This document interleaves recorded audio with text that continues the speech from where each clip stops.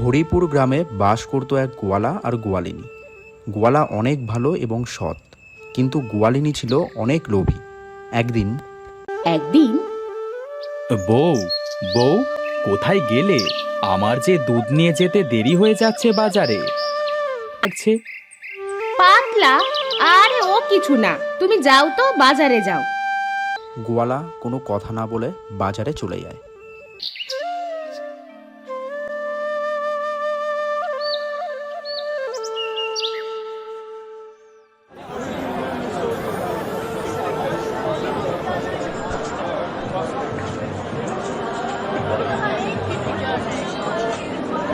দাদা, আমায় এক পোয়া দুধ দাও তো।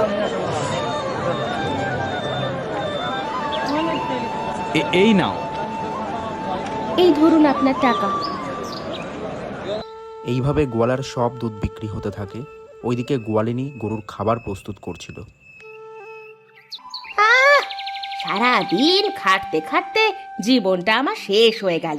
এই সারাদিন গরুকে শুধু খাইতে দাও আর খাইতে দাও, এছাড়া আর কি আছে শুনি? যাই, খাবারটা মাখানো হলো, এবার গরুর সামনে দিয়ে আসি। গোয়ালিনী গরুর খাবার দিতে যাবে আর দেখবে বাছুর দুধ খেয়ে যাচ্ছে। মরণ, তোর সব সময় এত দুধ খাওয়া আসে কোথা থেকে? হ্যাঁ, সর সর এখান থেকে, সর। সরবি না? দাঁড়া, দেখাচ্ছি মজা। গোয়ালিনী গেল দড়ি আনতে বাছুরকে বাঁধার জন্য।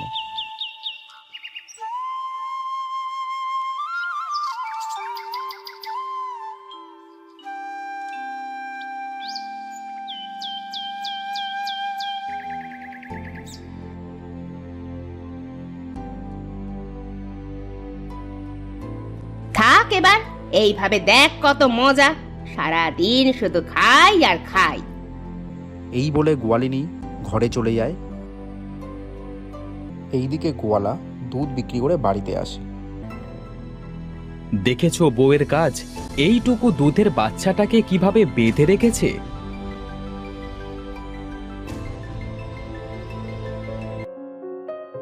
দিলে তো, দিলে, বাছুরটাকে ছেড়ে দিলে তো।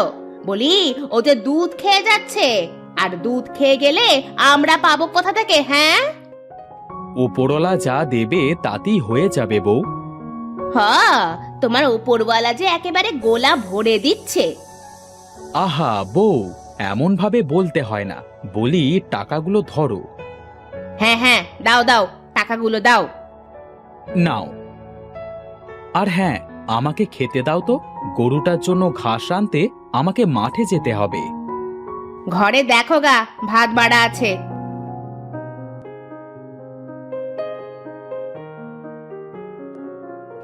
আহ আহ, কত টাকা! আমি এবার একটা গলার হার বানাবো। যাই, মধুর মাদের বাড়ি থেকে একটু ঘুরে আসি। এই বলে গোয়ালিনী মধুর মায়ের বাড়ি চলল। এই বউটাকে নিয়ে আর পারা যায় না। সারাক্ষণ এই দাও ওই দাও, কি যে করি।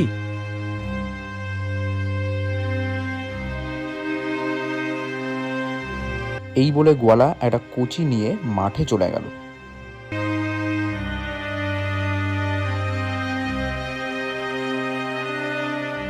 গোয়ালিনী মধুর মায়ের সাথে গল্প করছিল। মধুর মা, তা তোমাদের গরুকে তোমরা কি খাওয়াও গো? এত দুধ দেয়, জানো আমাদের গরু দুধই দিতে চায় না।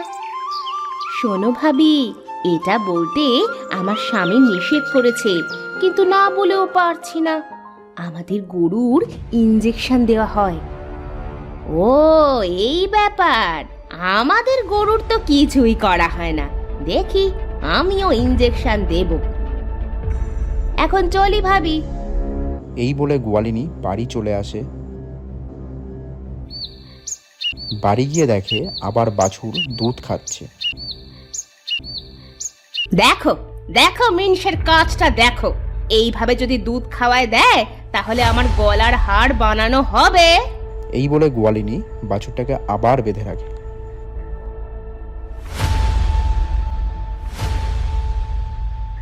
থাক এখানে, এরপর থেকে দুধ খাওয়ার কথা চিন্তাও করবি না।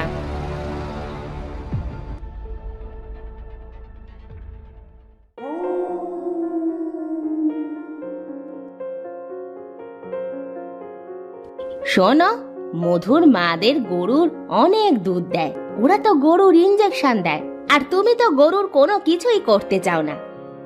দেখো বউ, এত লোভ করা ঠিক না। গরুকে ইঞ্জেকশন দিয়ে দুধ বেশি বানানো ঠিক না। ও যা দিচ্ছে তা অনেক, বুঝেছো? অনেক না ছাই, আমি আরো চাই। আমি পারবো না গরুর ইঞ্জেকশন দিতে। আমার ঘুম আসছে, সরো, আমি ঘুমাবো। দাঁড়াও, আমি কাল মধুর মাঠ থেকে ইঞ্জেকশন নিয়ে এসে দিব।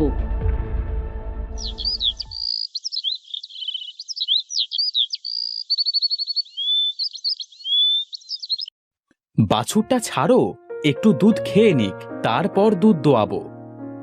আমি একটু আগে ছেড়েছিলাম, তুমি দুধ দোয়াও। এরপর গোয়ালা দুধ দোয়াতে বসে আর বাছুর কান্না করে। আমাকে দুধ না খাইতে দিয়ে মিথ্যা বললি। তোর ঘরে যে বাচ্চা আসছে সেও কোনোদিন দুধ পাবে না, এটা আমার অভিশাপ। নাও, এবার একটু ছাড়ো বউ, আমার দুধ দোয়ানো শেষ।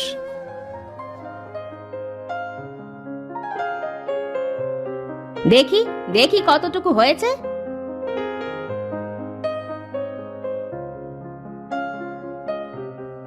একটু দাঁড়াও, আমি আসছি।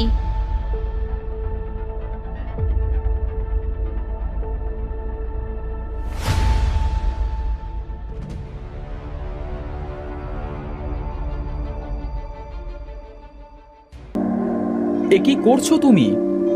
তুমি চুপ করে থাকো আর দেখে যাও আমি কি কি করি। যাও, এবার দুধ নিয়ে যাও বাজারে। তোমার এই কাজের জন্য দেখা যাবে আমাদের একদিন বড় শাস্তির মুখে পড়তে হবে। এই বলে গোয়ালা দুধের বালতি নিয়ে বাজারে যায়।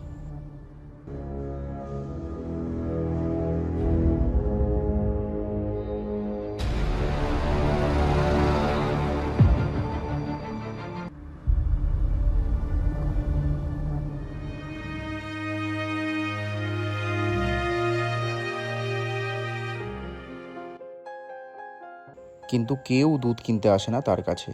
পাশের জনের কাছ থেকে সব নিয়ে চলে যায়। কি ব্যাপার, আমার কাছে কেউ আসছে না কেন? এই মালা, আমার কাছ থেকে দুধ নিয়ে যা। না না না, তোমার কাছ থেকে দুধ নেওয়া যাবে না, তুমি দুধে পানি মেশাও। এইভাবে কেউ গোয়ালার কাছ থেকে দুধ নেয় না।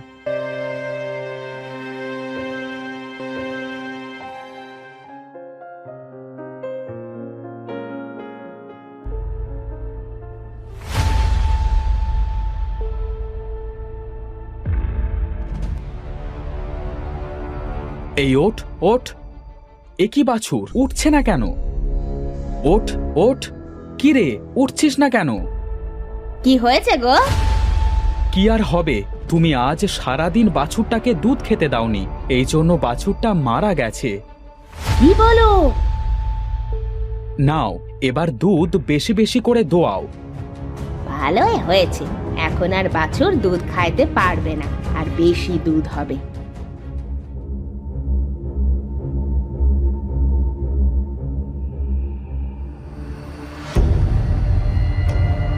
বলি, কাল থেকে পানি একটু কম মিশিও, কারণ দুধ আর কেউ কিনতে চায় না। কি বলো? শোনো, কাল থেকে তুমি পাশের গ্রামে যাবে, বুঝলে? আর একটু বেশি দামে বিক্রি করবে, আর বলবে আমার দুধে অনেক পুষ্টি আছে, তাই দাম বেশি। দেখা যাক, কাল তো আসুক।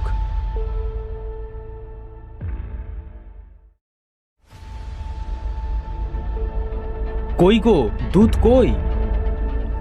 এই তো নাও। পানি মেশাওনি তো?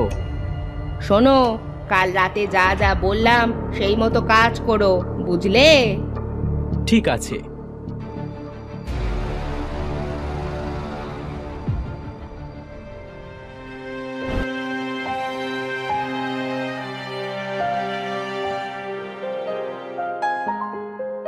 বলি দাদা, তোমার দুধের দাম কত?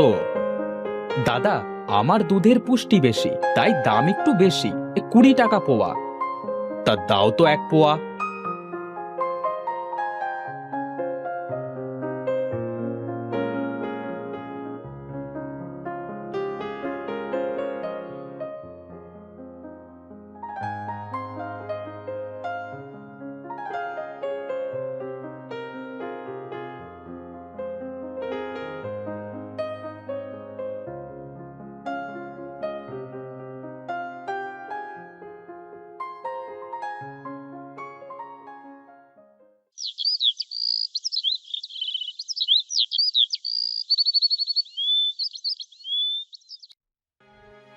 গোয়ালা এইভাবে সারাদিন দুধ বিক্রি করে রাতে বাড়ি ফিরে আসে।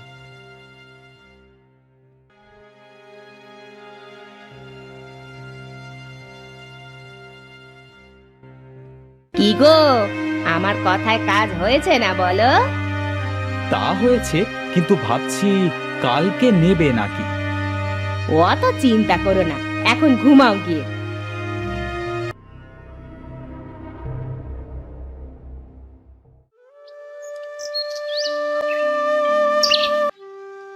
পরের দিন গোয়ালা দুধ নিয়ে আবার পাশের গ্রামে যায়, কিন্তু তার থেকে আর কেউ দুধ কেনে না।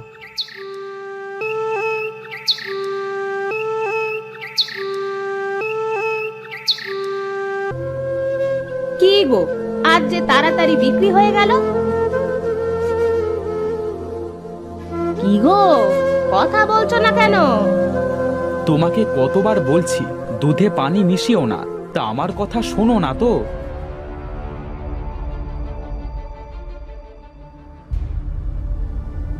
এইভাবে বেশ কিছুদিন কেটে যায়, আর তাদের ঘরে জন্ম নেয় একটি কন্যা সন্তান। কিন্তু গোয়ালিনীর বুকের দুধ পায় না। এদিকে গরুও দুধ দেওয়া বন্ধ করে দিয়েছে। ও গো, এইভাবে মাথায় হাত দিয়ে বসে থাকলে হবে? মেয়েটা যে একটু দুধ পাচ্ছে না, কিছু একটা করো। কি আর করব, গরুটাও তো দুধ দেওয়া বন্ধ করে দিয়েছে, আর আমার কাছে টাকাও নেই যে বাজার থেকে দুধ কিনে আনবো। এখন কি হবে গো? আমাদের মেয়েটা তাহলে দুধের অভাবে মারা যাবে? আমি আর কি বলবো, বলি শোনো, তোমার সাথে তো মধুর মায়ের অনেক মিল, যাও না একটু দুধ চেয়ে আনো। সে চেষ্টা না করে আমি কি বসে আছি? কি বলেছে? শোনো ভাবি, আমার মেয়েটা যে বুকের দুধ পাচ্ছে না, একটু দুধ দিবা আমার মেয়েটার জন্য? টাকা এনেছো? টাকা ভাবি, পরে আমি পরিশোধ করে দেব। এ কথা বললে তো হবে না, আগে টাকা আনো, তারপর দুধ পাবে। জানি না ওপরওয়ালা আমাদের কোন পাপের শাস্তি দিচ্ছে।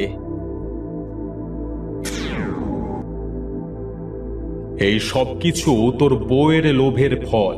তোর বউ গরুর বাচ্চাটাকে দুধ না দিয়ে মেরে ফেলেছে, তাই ওই বাচ্চা আর তার মায়ের অভিশাপ লেগেছে তোর সংসারে। সাধু বাবা, আমার বড় ভুল হয়েছে, আমাকে ক্ষমা করে দেন। আমি কে তোকে ক্ষমা করবার? তোর লোভের ফলে যার সন্তান হারিয়েছে তার কাছে ক্ষমা চা। যদি ক্ষমা করে তাহলে তোর মেয়েকে বাঁচাতে পারবি। এই বলে সাধু অদৃশ্য হয়ে যায়।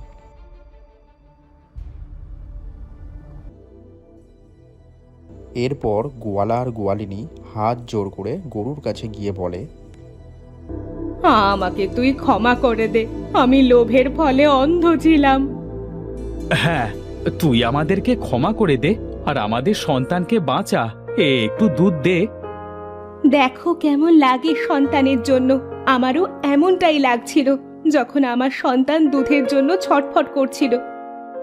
আমি অন্যায় করেছি, আমাকে শাস্তি দাও, তবু আমার সন্তানকে আর কষ্ট দিও না। আমি যে তার কষ্ট আর সহ্য করতে পারছি না।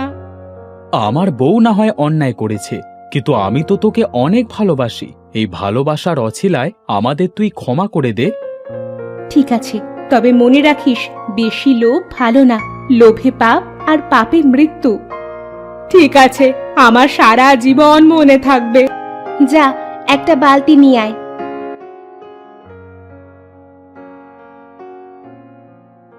গোয়ালা একটা বালতি নিয়ে আসে আর গরু দুধ দেয়, আর সেই দুধ নিয়ে বাচ্চাটাকে খাওয়ায়।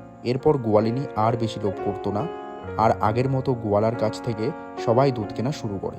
এইভাবে তারা তাদের সুখের সংসার শুরু করে।